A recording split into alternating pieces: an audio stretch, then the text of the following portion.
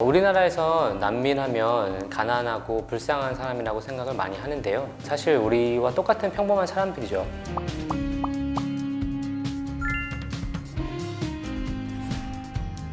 네, 반갑습니다. 저는 유엔 난민기구 수단 대표부에서 정책 담당관으로 일하고 있는 변창기라고 합니다.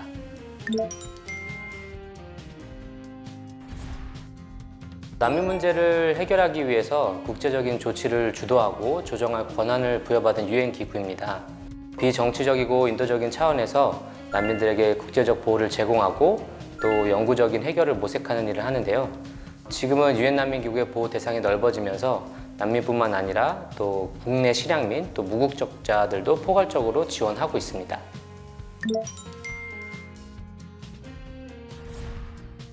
우리나라에서 난민하면 일단 가난하고 불쌍한 사람이라고 생각을 많이 하는데요. 그것보다는 사실 우리와 똑같은 평범한 사람들이죠. 단지 이제 특정한 상황 때문에 자기 나라에서 박해를 받고 타국으로 떠날 수밖에 없었던 그런 사람들입니다. 예를 들면은 이제 특정 민족 또는 부족, 인종, 종교, 정당 그룹에 속했다는 이유로 조직적인 박해나 이제 심각한 차별을 받아서 타국의 보호를 신청한 사람들인데요. 본국으로 돌아갈 경우에 박해를 받을 수 있다고 판단되면 난민으로 인정받을 수 있습니다.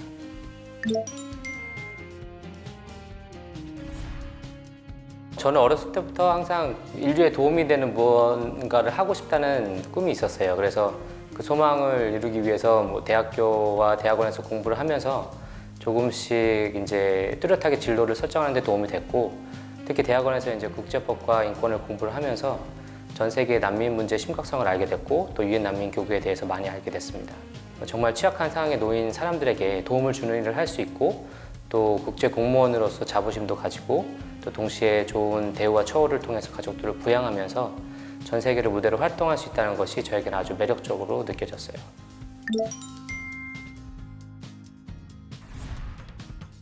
아무래도 이제 자주 옮겨 다니면서 생활해야 되고 또 힘든 험지에서 이제 근무를 할 수도 있기 때문에 그만한 이제 보수와 복지 혜택이 있는데요. 예를 들어서 이제 세계 어디서든 비용을 걱정하지 않고 의료 치료를 받을 수 있는 건강보험이 있고, 또 한국 여권 외에 또 유엔 여권으로 외교관과 같은 신분을 보장받을 수 있고, 또 주기적으로 고향을 방문할 수 있는 휴가를 주기도 하고, 그 외에도 이제 다양한 복지와 사회보장 제도를 누릴 수가 있습니다.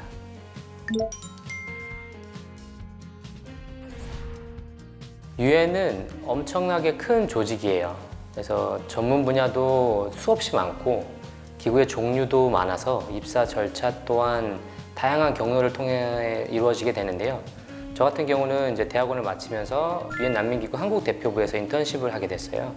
그래서 그걸 계기로 한국 사무소에서 일을 하게 됐고, 그 후에 이제 국제 직원이 되고 싶어서 기회를 찾던 중에 외교부에서 실행하는 JPO 프로그램이라는 걸 통해서 국제 직원으로 전환이 됐습니다. 유엔은 채용 과정에서 전문 지식과 관련 경험을 매우 중요하게 보기 때문에 서류가 통과되면은 Competency Based Interview라고 해서 역량 기반 면접이라는 게 있는데, 그걸 통해 인터뷰를 하고 내가 그동안 했던 업무들과 또 경험들이 내가 지원한 자리에서 어떤 도움이 될 것이고 또 어떤 역량을 발휘할 수 있는지를 구체적인 사례와 과정을 통해서 증명할 수 있어야 돼요. 또 필요한 경우에 필기시험 등을 거쳐야 합니다.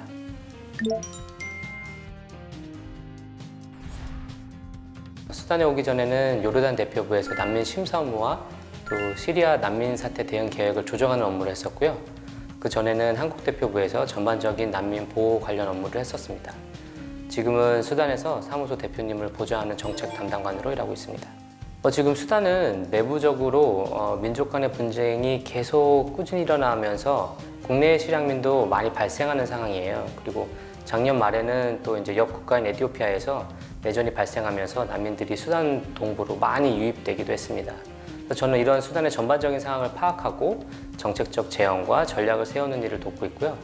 또 케냐 나이로비에 있는 지역 사무소, 또 제네바에 있는 본부, 또 뉴욕에 있는 유엔 안전보장이사회 등과의 연락망을 통해서 수단의 상황을 보고하고 해결해야 하는 어려운 과제와 필요한 정치적 지원들을 요청하고, 또 현장에 나가서 실태를 파악하고 평가하는 일 등을 하고 있습니다.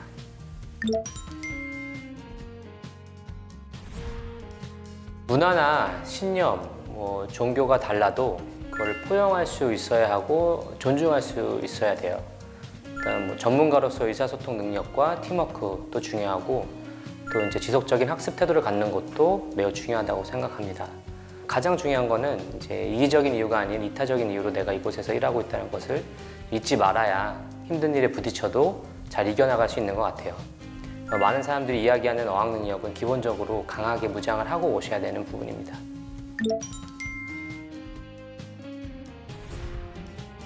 에티오피아 비상 사태 때문에 대량의 난민들이 이제 수단 동부로 유입이 됐어요.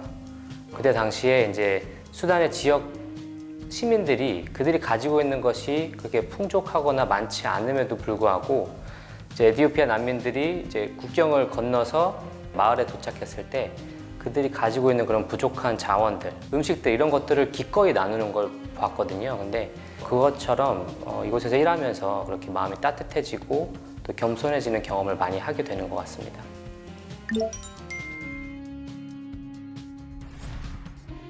정답은 없는 것 같아요. 누구는 이제 난민을 돕는 것을 반대하고 또 누구는 찬성하니까요.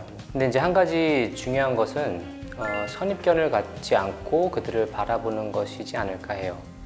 무조건 도움을 받는 사람들이 아니라 뭐 그들의 재능과 문화, 경험들이 또 우리에게 어떤 도움이 될 수 있는 사람들로 볼 수 있으면 어떨까요?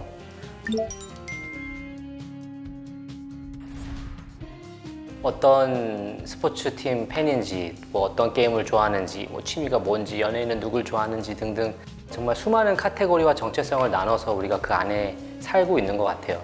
하지만 그 모든 인간은 정말 이 세계 시민이라는 큰 틀 안에서 같이 상생할 수밖에 없거든요. 그래서 서로 다름을 손가락질하고 뭐 비난하는 것이 아니라 인정하고 또 포용하는 성품이야말로 꼭 필요한 게 아닐까 싶습니다.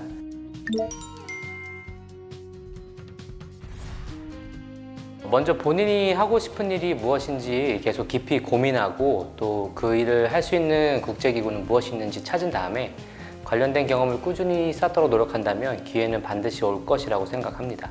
국제기구에서 일하기가 뭐 낙타가 바늘구멍을 통과하는 것처럼 어렵다고들 하는데요. 또 누가 그러더라고요. 바늘구멍도 가까이서 보면 크게 보인다고요. 여러분 모두 화이팅입니다.